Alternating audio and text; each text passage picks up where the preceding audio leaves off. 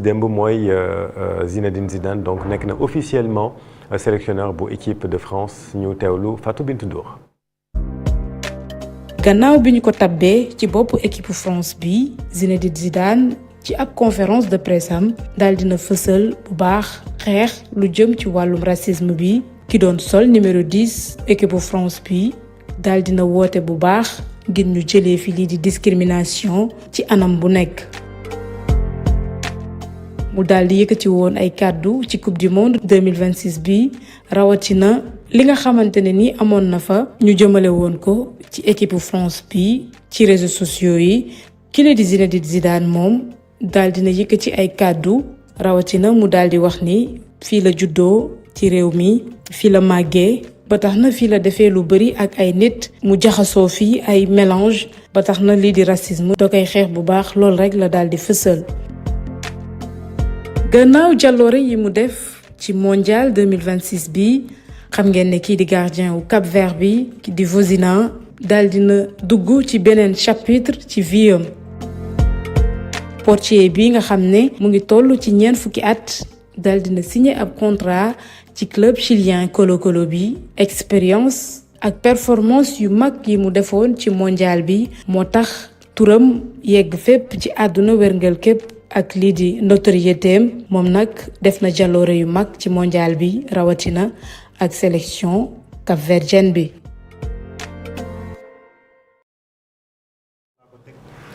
Merci beaucoup Fat Bintou Ndour il est 9h36 ñu ñëw nag ci sunu gan wala sunuy gan di monsieur Xuman ak monsieur Ada waa journal Rappé plus de 10 ans après donc qui revient sur Evenprod Média ñu ciy gërëm Xuman avec toute l'équipe Xuman ñu ngi lay nuyuwaat Ada yow tamit ñu ngi lay nuyu yow ci nouveau Rapadio nga bokk. Rapadio 2.0 waaw voilà si Rapadio bu bees bi laa bokk Rapadio 2.0 mais amoon naa sama groupe bu tuddoon Cannibal. D'accord mais groupe bi ça n'existe plus parce que beneen ki ma doon raboon dafa bàyyi rap quoi. ok dafa bàyyi rap. waaw bàyyi rap boobu sax ce son bonus track. waaw loolu moo tax. waaw loolu kon xanaa loolu moo la touché woon. non bokk na si parce que moom si boppam jox na ma ay raison pour li tax muy bàyyi rap. rap bi doxul tamit de.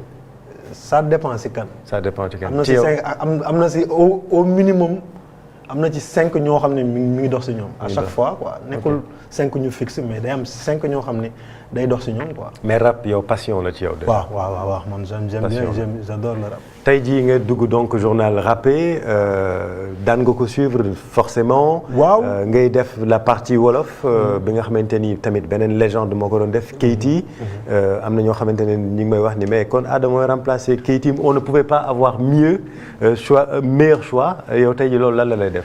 non man jéem ma remplacer Keyti parce que pour man. en tant que fans Rapadio Keyti Rapadio la bokkoon en tant que fans Rapadio je trouve Keyti est irremplaçable. ci côté rap journal Rappé. ak ci côté rap Galsen en général. mais damay ñëw pour faire mon trou andi sama yëfu bopp. parce que c'est pas la première fois ma ñëw ci journal Rappé participer naa ci éditions yu njëkk yi. participer naa ci ay 3-4 émissions quoi. mais ñëw ma pour remplacer Keyti quand même. Keyti man boobu personnellement je trouve qu'il est irremplaçable. il est irremplaçable journal Rappé le concept yow bi nga ko daan suivre ak tey jii bi ñu ci bokkee lan ngeen ci mën a wax qu'est-ce que ça change et le concept yow lan la lay def quoi.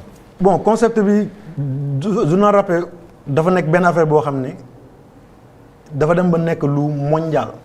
parce que bi ko Xuman ak Keyti commencé. après am na ay dëkk Afrique yu bëri ba Vietnam sax. am na journal Rappé après grâce à ñoom quoi grâce à Xuman ak Keyti Guinée am na fa ay Burkina Faso Mali Madagascar Vietnam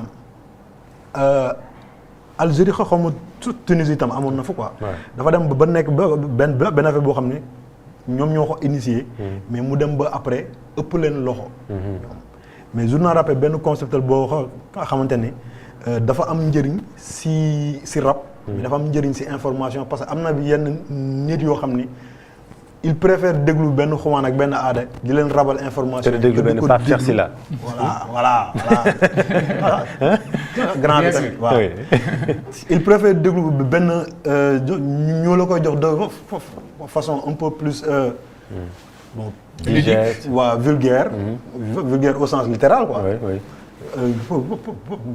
pour nga mën ko digérer. ok ñu bëri am na affaire yu bëri yoo xam ne tamit si journal rappel lañ ko xamee. comme defoon nañ benn débat boo xam ne si conflit yi kii bi la woon guerre yi Yémen bi. mais am na ñu ma woo ñu bëri après dañ ne ñoom xamuñu woon ne Yémen am na guerre.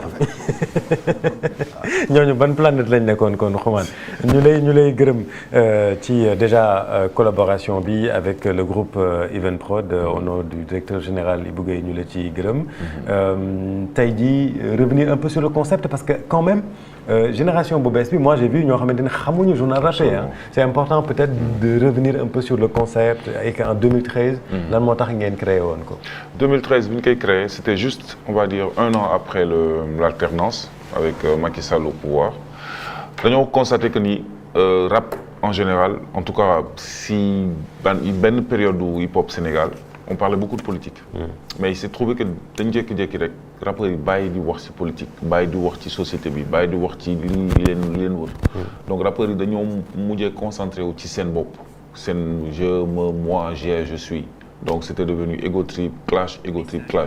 Donc ce qui se passe c'est qu'entre-temps on a été obligé donc de se dire écoute suñu bàyyi lii mu continuer nii sans pour autant être tout le temps les gardiens ou bien les gardiens du temple. Le rap mun na. Gardien de la révolution. C'était de la révolte, révolution ak révolte. Donc du coup on était obligé de créer ce concept-là pour que jeunes yi continuer à suivre l'actualité pour que jeunes yi mun a xam lan la ñuy décider ci seen tour. C'était surtout ça au fait.